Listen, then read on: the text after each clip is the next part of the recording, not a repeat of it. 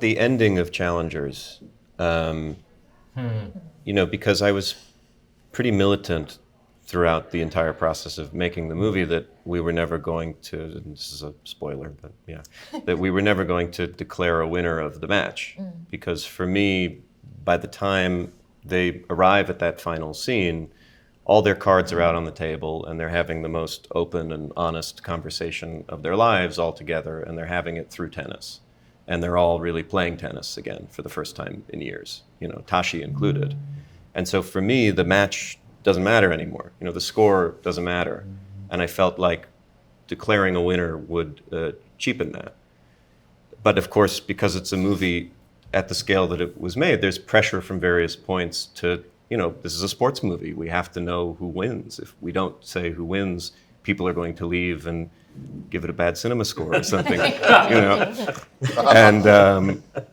And that pressure was real, and I respected it, and I got where it was coming from. But I was, really convinced that that was not the path.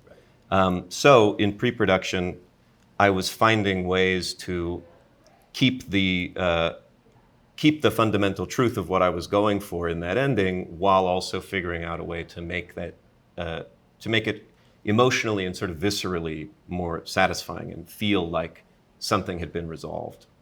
And that's when it sort of dawned on me one day in the production office that within tennis there was an answer, which was that in tennis sometimes the game itself actually brings the players closer together when there's a volley at the net.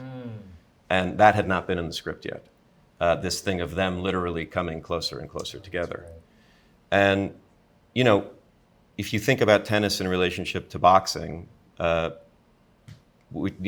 being the two sort of gladiatorial sports where it's one-on-one, boxing is all about touching another person, and tennis is all about not touching another person, which is why tennis is a game of repression, And so it felt all of a sudden like that could be a way to have our cake and eat it too, with the ending where finally they touch in the game. That's great.